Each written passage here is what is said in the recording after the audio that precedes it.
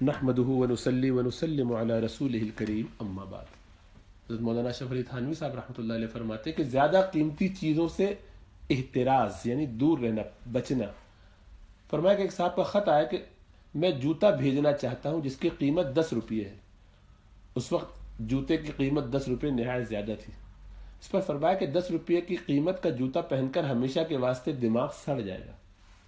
اور اس میں ایک راز اور بھی ہے، وہ یہ کہ ہم جیسے طلبہ کو زیادہ فاخر یعنی قیمتی لباس نہیں پہننا چاہیے اور نہ شان و شوکت سے رہنا چاہیے۔ غریبوں کی طرح رہنا مناسب ہے، اس لیے کہ ان کو یعنی علماء کو سابقہ زیادہ تر غربا ہی سے پڑتا ہے، اور ایسی صورت میں رہنے سے امیر اعلیٰ درجے کے لباس اور بڑے شان کے ساتھ رہنے میں ان پر ایک قسم کا رعب اور ہیبت ہوگی، اور وہ استفادہ نہ کر سکیں گے کہ یہ تو بڑے لوگ ہیں، ان کے پاس ہم کیا جا کے بیٹھے۔ اس لیے اس کا بھی خیال کرنا چاہیے، حضرت خود بھی خیال کرتے ہیں۔ ہاں یہ بھی نہ ہونا چاہیے کہ بالکل زدہ حالت میں رہیں، یعنی خستہ اور خراب حالت میں رہیں، بالکل ہی پتہ چلے کہ فقیر ہیں، لوگ آ کے چندے ہی دے جائیں، کیونکہ ان کو 2 روٹی دے دو بھائی، بابا مانگنے کے لیے آئے، جس سے کوئی صورت سوال خیال کرے کہ ہاتھ ان کا پھیلا ہوا شاید۔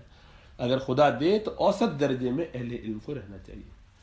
یہ عام لوگوں کو بھی اسی کی کوشش کرنی چاہیے، اہل علم کو تو خاص طور سے کرنی چاہیے، عام لوگوں کو بھی سادہ رہنا چاہیے۔ زندگی کا مزاج یہ ہونا چاہیے کہ برے حال میں بھی نہ رہے، بہت اعلیٰ حال میں بھی نہ رہے، بہت امیر فقیر دونوں کے درمیان جو معاملہ ہے اس میں رہے، اوسط درجے پہ رہے۔ اور یہ امت کی شان ہے الحمدللہ۔ آپ لوگوں میں جب بیٹھے ہو تو آپ کے لباس سے کبھی یہ نہ لگے کہ آپ لوگوں سے ابو ایوریج، آپ یونیک ہیں، اپنے لباس میں بھی، اپنی وضاقتہ میں بھی، اپنے انداز میں بھی، اپنی یہاں تک کہ ٹوپی میں بھی، اپنی قلم جس کو استعمال کر رہے ہیں اس میں بھی کوئی ایسی شاہانہ چیز استعمال نہ کریں۔ اس سے ہوتا یہ کہ لوگوں کو اس سے یا تو حسد ہوگا، ریس ہوگی، کمپٹیشن میں وہ پڑ جائیں گے کہ یار یہ زبردست ہے، ہمیں بھی ایسا کرنا چاہیے۔ اچھا عموماً شیوخ کا معاملہ کیا ہوتا ہے کہ ان کی پوری زندگی شروع میں مشقت میں گزری ہوتی ہے، بہت مجاہدے کیے ہوتے ہیں، مشکلات سے گزرتے ہیں، تو اللہ سبحانہ و تعالیٰ کی طرف سے فتوحات ہوتی ہیں، اللہ سبحانہ و تعالیٰ کی طرف سے اب رحمتیں ہوتی ہیں، زندگی بھر کا مجاہدہ ہو گیا، 20-30 سال مشقت میں گزاری، پھر انعامات کی بارش شروع ہو جاتی ہے۔ کبھی تو ایسا ہوتا ہے کہ اللہ سبحانہ و تعالیٰ ان کے اپنی تجارت یا کام جو چھوٹا موٹا وہ کرتے ہیں اس میں برکت ہونے لگتی ہے۔ کبھی کوئی زمین تھی وہ والدین چھوڑ گئے تھے وراثت میں، اس کو اب بیچا تو بڑا مال آ گیا۔ کبھی جو ہے وہ کوئی کتاب اچھی ان کی لکھ گئے، وہ چل گئی تو اس کا کچھ پیسہ وغیرہ آ گیا۔ اور کبھی لوگ ہدیہ وغیرہ دیتے رہتے ہیں اپنے طور پر، ساری رعایت کے ساتھ، حدود کے ساتھ، تو اللہ سبحانہ وتعالیٰ کام ان کا چلا دیتے، بنا دیتے۔ تو اب آپ ان کو ان حالات میں جب دیکھتے ہیں تو نظر آتا ہے کہ تو بڑے مسئلے، بہت اعلیٰ شان سے رہ رہے ہیں، اتنا مال، اتنا گھر، اتنا کچھ، سب کچھ۔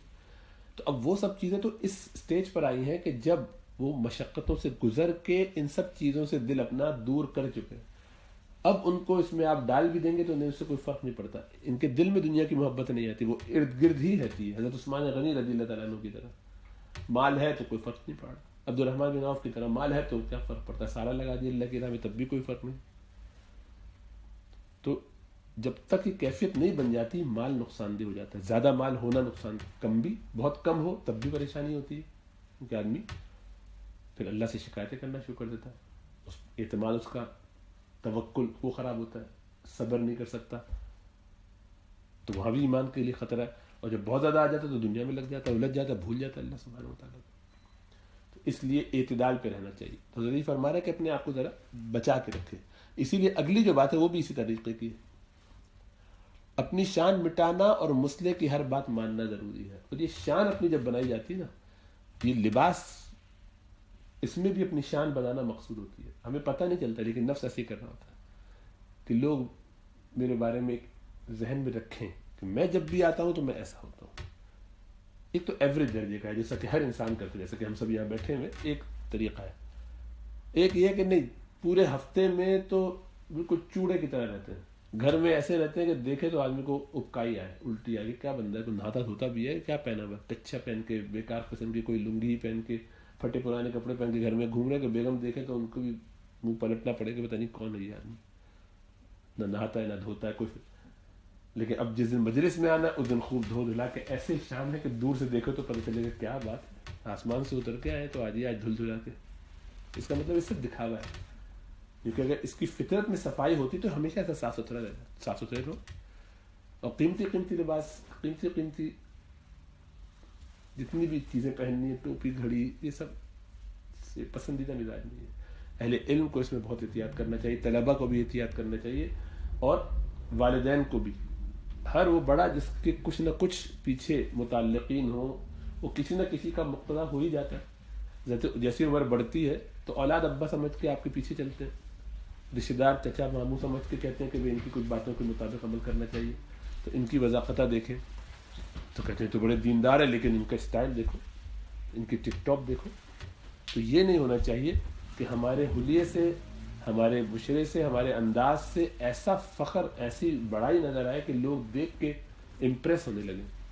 لوگوں کو امپریس کرنے کے لیے کوئی بھی کام کریں گے ہمیشہ نقصان دہ ہوگا.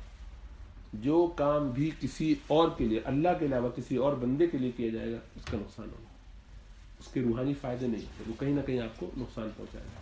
اس لیے اپنی وضاقتہ سے لے کر اپنی چال ڈھال، اپنے انداز، نشست و برخاست یعنی بیٹھنا کس طرح، چلنا، سب ہر چیز میں رعایت کرنی چاہیے. خاص کوئی شان اپنی نہیں بنانی چاہیے. آپ کبھی بھی کسی چیز سے آئیڈینٹیفائی ہونے لگے اور لوگوں کو لگے کہ یہ ان کی خاص شان ہے، تو اس چیز کو چھوڑ دینا چاہیے. لوگوں کو لگے کہ یہ تو ہر دفعہ پہلی صف میں امام کے بالکل برابر میں ہوتے ہیں، جو اچھی بات ہے، کرنا چاہیے. لیکن اگر اس کا چرچا ہونے لگے تو اس مسجد سے نکل کے دوسری مسجد میں چلے جانا چاہیے کچھ عرصے کے لیے. یہ پوچھنا چاہیے شیخ سے کہ میں اس معاملے میں کیا کروں. ہو سکتا ہے وہ آپ کو یہ تجویز دے، ہو سکتا ہے وہ آپ سے کہے کہ نہیں تم دوسری طرف کھڑے جاؤ، تیسرے چوتھے نمبر پہ جاؤ. تو پھر دیکھیں اچانک سے لوگ کہیں گے ارے تو بڑی کمال ہو گئے، اتنے سال سے میں نے آپ کو دیکھا ہمیشہ امام کے برابر ہوتے تھے، آج آپ کو میں نے دیکھا پچھلی صف میں، یا دائیں ہو گئے ادھر. اور اس میں یہ نہ کرے کہ آئے تاخیر سے، آئے جلدی لیکن پیچھے رہے، اور پھر اس کا اسیس کر کے دیکھے. جیسے ہر آدمی پلٹ کے کیا کہہ رہے، آج آپ تاخیر ہو گئے، آپ کی جگہ چھن گئی، کسی اور نے لے لی، آج آپ تو لیٹ ہو گئے، یہ ہو گیا. جو بھی یہ کر سکتا ہے کہ پہلے آ کے بیٹھے، بیچ میں استنجا کے بہانے سے ایسے نکل جائے اور وسیع تھوڑی دیر وہاں گزارے، اور اقامت کے وقت آئے تو ضرور جگہ چلی گئی ہوگی. اور کوئی دینا بھی چاہتے تو نہیں دینی آپ لوگوں پر. تو پھر دیکھیں دل پہ چوٹ لگتی ہے کہ نہیں، کہ میرا ریکارڈ خراب ہو گیا.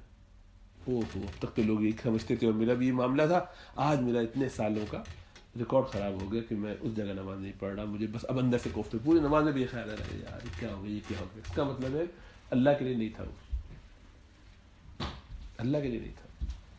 اللہ کے لیے تو کسی ایک خاص جگہ کو متعین کرنا کون سی فضیلت کی بات ہے، لیکن نہیں لگ گئے. تو اپنی شان، اپنا خاص مقام، اپنا خاص انداز، وضاقتہ، یہ سب ہوتا اس لیے بھی ہے کہ ہم نے اپنے بارے میں اپنا ایک امیج بنا لیا ہوتا ہے، اور اس امیج پہ ہم چلنا چاہتے ہیں. اس سے ذرا ادھر ادھر ہونا ہمیں پسند نہیں ہوتا. کبھی کبھی مجھے بڑا عجیب سا خیال آتا ہے لوگوں کے بارے میں، بعض لوگوں کے بارے میں، وہ اپنی داڑھی ایک خاص انداز سے رکھتے ہیں. یہاں سے آپ دیکھیں گے بالکل لمبی ہوتی داڑھی، ایک مشت کی ہوگی، لیکن یوں ایسا صاف کر لیتے ہیں بالکل کہ اوپر تک کا پورا داڑھ بھی پوری طریقے سے ان کی داڑھی سے کور نہیں ہوتی، یہ سب صاف، اور یہاں نیچے لٹکی ہوئی خالی داڑھی. تو ہمیں دیکھ کے کہتے ہیں کیا رکھا ہوا ہے اس نے، میں کہتے جالی کوئی ڈوری سے ہٹے بال لٹکا لیے، داڑھی نہیں لگتی وہ. لیکن ان کو سمجھ میں نہیں آتا، ان کو ایسا لگتا ہے کہ یہ زیادہ اچھا لگ رہا ہے. مجھے پوچھنا چاہیے کہ شرعاً یہ درست ہے کہ نہیں ہے. یہ تو یہ حصہ سارا جبڑا جو ہے پورا کور ہونا چاہیے، اتنا دانت کھولے، منہ کھولے، تو جو داڑھ کا مطلب پوری داڑھ پہ یہ جو پورا حصہ ہے سب کور ہونا چاہیے.